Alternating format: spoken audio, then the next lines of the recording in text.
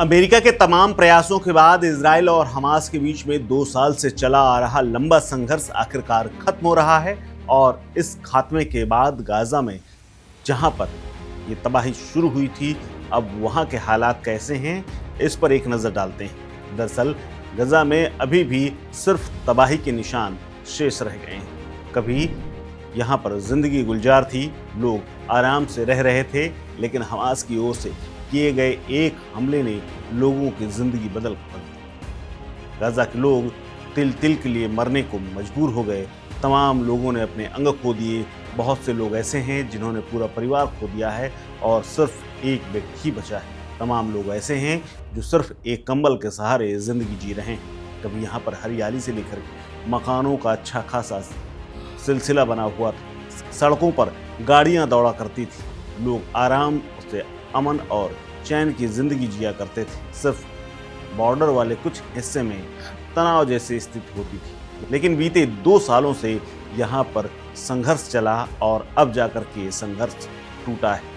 पहले चरण के दूसरे दिन गाजा सिटी के ऊपर से ड्रोन से तमाम तस्वीरें ली गई, जिसमें स्पष्ट दिखाई दे रहा है कि शहर तबाह है। फुटेज में शहर की स्थिति दिखाई दे रही है जो कि 2 साल में इजराइल के तमाम धमाकों और हमलों से बनी है। शनिवार को एपी यानी एसोसिएटेड प्रेस की ओर से तमाम तस्वीरें जारी की गई हैं। इन तस्वीरों में स्पष्ट दिख रहा है कि गाजा की हवा बदली हुई है। गाजा इलाके में कुछ ही इमारतें खड़ी हैं, बाकी सब नस्तनाबूद हो चुकी हैं। जो बची हैं वो भी लगभग जर्जर हैं। मलबे के ढेर वाहनों की छतों के ऊपर पड़े हुए हैं।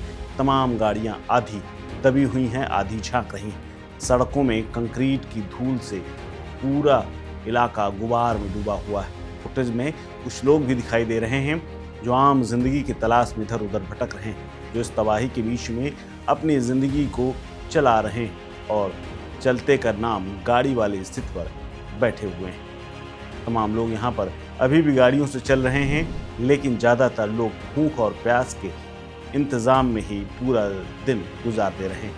ये उन हज़ारों फिलिस्तीनियों की कहानी है जो अपने बचे हुए घरों की ओर लौट रहे हैं। अब धीरे धीरे यहाँ पर ज़िंदगी फिर से बसाने की तैयारी है। गाजा सिटी संघर्ष विराम से पहले इजराइल की सैन्य कार्रवाई का मुख्य केंद्र हुआ था। हालांकि कुछ निवासी अब यहाँ पर लौटे हैं और कुछ अभी भी रास्ते में।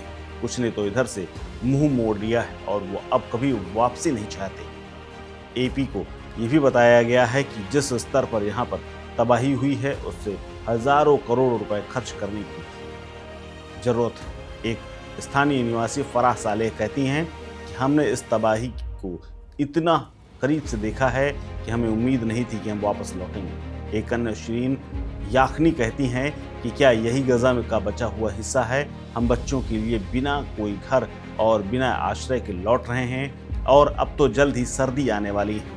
हमारा क्या होगा हमें नहीं पता है। अगर संघर्ष विराम बना रहता है तो इस तबाही को मापा जा सकेगा। उम्मीद की जा रही कि जल्द ही संयुक्त राष्ट्र के कुछ प्रतिनिधि यहाँ जाएंगे। इसके अलावा संयुक्त राष्ट्र के उपग्रह केंद्र की ओर से एक अनुमान लगाया गया है कि सितंबर के अंत तक गाजा सिटी में 83% संरचनाएं या तो पूरी तरह से तबाह हो चुकी हैं या फिर गिर चुकी हैं। यानी तमाम जो कंस्ट्रक्शन था वो करीब 87% तक तबाह हो चुका है। जुलाई तक पूरा गाजा सिटी यानी 78% तमाम निर्माण ध्वस्त हो चुके थे।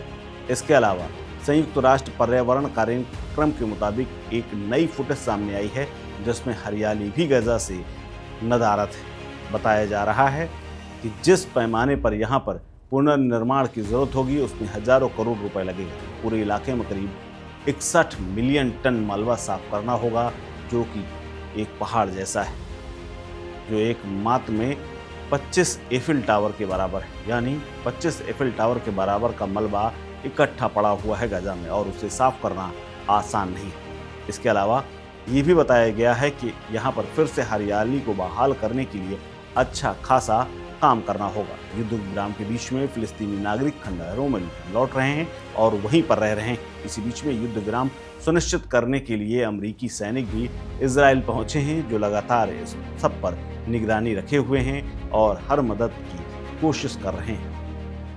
इस खबर में फिलहाल इतना ही। अपडेट्स के लिए बने रहिए वन इंडिया हिंदी के साथ। नमस्कार। Subscribe to One India and never miss an update. Download the One India app now.